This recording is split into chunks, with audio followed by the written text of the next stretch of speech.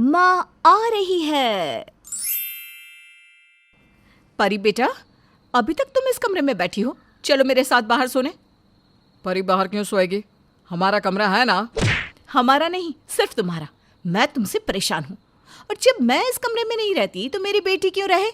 In fact मैं और मेरी बेटी इस घर में ही क्यों हैं? और तो ठीक है, अगर तुम मुझे छोड़ना चाहती हो तो छोड़ दो और मेरा घर भी छोड़ देना, पर मेरी बेटी मुझे दे देना।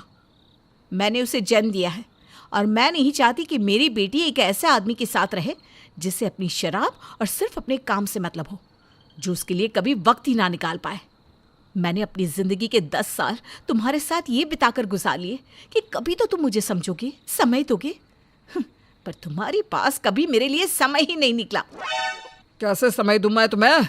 जब मेरे पास समय होता है उस समय तुम अपनी उस घटिया जॉब में बिजी रहती हो। अरे पैसे की कमी है क्या मेरे पास? क्यों नहीं छोड़ देती अपनी उस घटिया सी नौकरी को? और वैसे भी किसी की नौकरी करके तुम मेरे बच्चे को नहीं पाल सकती।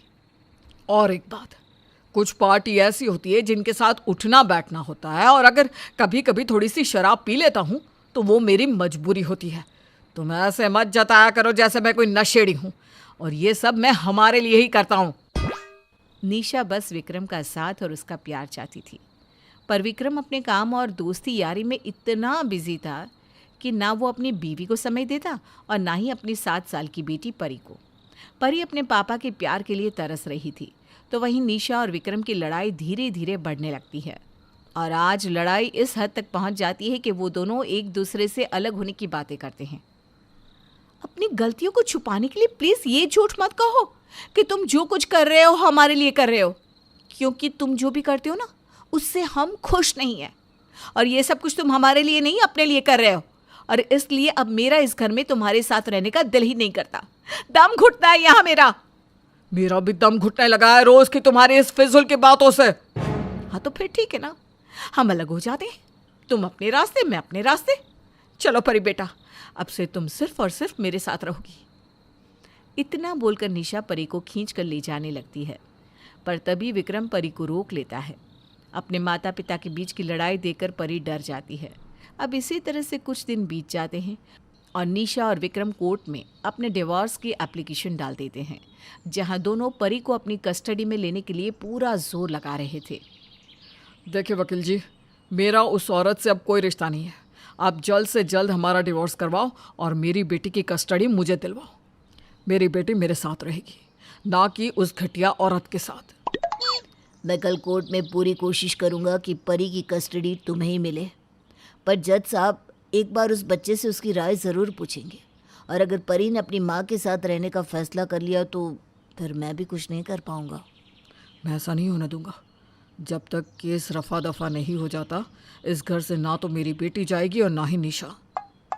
विक्रम अपनी बेटी के लिए कुछ भी कर सकता था, इसलिए वो निशा को भी घर छोड़कर नहीं जाने देता और उसे जैसे तैसे रोक लेता है। विक्रम और निशा के डाइवोर्स की बात आगे चल रही थी। कुछ ही दिनों में दोनों को कोर्ट जाना था, पर उससे पहले विक्रम के पास उसकी माँ का फ़ोन आता है। मेरे बच्चे, तो शहर जाकर भूल ही गया अपनी माँ को। पहले तो बहू फ़ोन भी कर लेती थी, पर कुछ दिनों से उसने भी फ़ोन करना बंद कर दिया है। मुझ बूढ़ी औरत के पास ज़्यादा समय नहीं है। मैं सोच रही थी अपनी बहू, बेटे और पोती से मिल लूँ। वो तेरे दूर के काका जी ना शहर आ रहे हैं, तो मैं भी उन्हीं के साथ आ रही हूँ। तू मुझे स्टेशन पर लेने आ जाना। मैं अपनी बच्ची कुछ ज़िंदगी तुम्हारे साथ बिताना चाहती हूँ। माँ, तुम ऐसा क्यों बोलती हो? तुम्हें कुछ नहीं होगा। अरे अभी तो तुम्हारी बहुत लंबी उम्र है, और मैं हर महीने पैसे तो भिजवा रहा हूँ इलाज के लिए। फिर यहाँ क्यों आना? बेटा, ये मेरी आखिरी ख्वाहिश है कि मरने से पहले मैं अपना कुछ समय अपनी बहू, बेटे और पोती के साथ बिताऊं और उनका हंसता खिलता परिवार देख सकूं। जब विक्रम को ये पता चलता है कि उसकी माँ की आखिरी ख्वाहिश उसका बसता हुआ घर है, तो वो अपनी माँ को कुछ नहीं बता पाता और निशा के पास जाकर हाथ जोड़कर कहता है, मैं जानता हूँ कि तुम मुझे अब नहीं झेल पा रही हो, पर मैं तुम्हारे आगे हाथ जोड़ता हूँ। कल माँ आ रही है, और जब तक माँ है तब तक इस घर में पहले की तरह रह लो। मैं अपने सामने अपनी माँ को मरता नहीं देख सकता। अगर उन्हें पता चला कि हम अलग हो रहे हैं तो प्लीज़ जब तक माँ यहाँ है छोटा सा नाटक कर लो, उन्हें कुछ पता नहीं चलना चाहिए। मैं तुम्हारी तरह नहीं हूँ। मैं किसी और के किए की सज़ा किसी और को नहीं देती। और अगर माँ जी तुम्हारी माँ है तो मेरी सास है। उन्होंने मुझे माँ से भी बढ़कर प्यार दिया है। मैं उनके लिए कुछ भी कर सकती हूँ। फिर कुछ दिन का नाटक क्या है। विक्रम के कहने पर निशा मान जाती है। अगले दिन जब उषा घर आती है तो विक्रम और निशा पहले की तरह अपनी माँ के सामने हंसी खुशी रहते हैं। पर उन दोनों के बीच का मनमुटाव कहीं ना कहीं उषा को नजर आ जाता है। ऐसे ही एक दिन जब पूरा परिवार साथ में खाना खा रहा था। पापा, आपको पता है आज मुझे बहुत अच्छा लग रहा है। आप दोनों आपस में लड़ भी नहीं रहे। कितने सालों बाद हम एक साथ आज खाना खा रहे हैं। दादी, आपको पता है? परी बेटा, दादी बहुत थक गई है और उनकी तबीयत भी खराब है ना। उन्हें आराम करने दो, बाकी की बातें कल करना। हाँ परी बेटा, जब तक हम कमरे में चल कर सोते हैं मम्मा भी आ जाएगी। सही कहा ना मैंने निशा, तुम आ जाओगी ना? इतना बोलकर विक्रम परी को लेकर अपने साथ जाता है।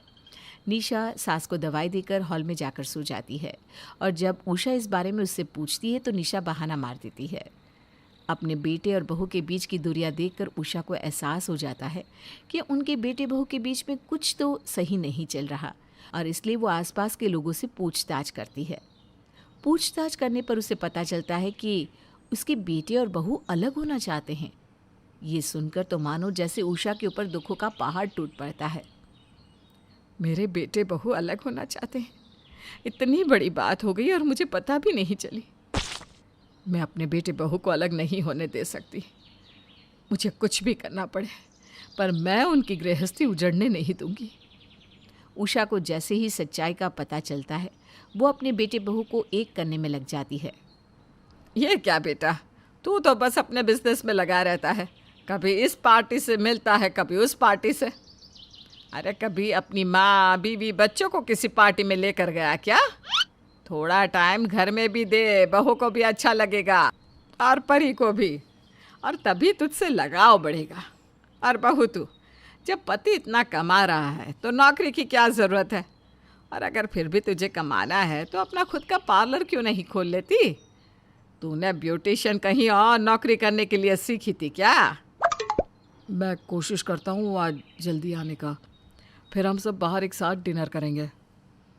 ठीक है माँ, जब तक आप यहाँ हैं मैं भी ऑफिस जाना बंद कर देती हूँ ताकि आपका मन लगा रहे। इस तरह उषा अपने बेटे और बहू को एक करने में लग जाती है। समय यूं ही गुजरता है और समय के साथ निशा और विक्रम के बीच की दूरियां भी खत्म होने लगती है और उषा विक्रम से कहकर निशा के लिए छोटा सा पार्लर खुलवा देती है जहां निशा हर समय बिजी रहती है। तो वहीं दूसरी ओर विक्रम भी अपने परिवार को पूरा टाइम और प्यार देता है, जिस वजह से निशा अपना फैसला बदल लेती है और विक्रम को भी एहसास हो जाता है कि परिवार के साथ होना कितना ज़रूरी है।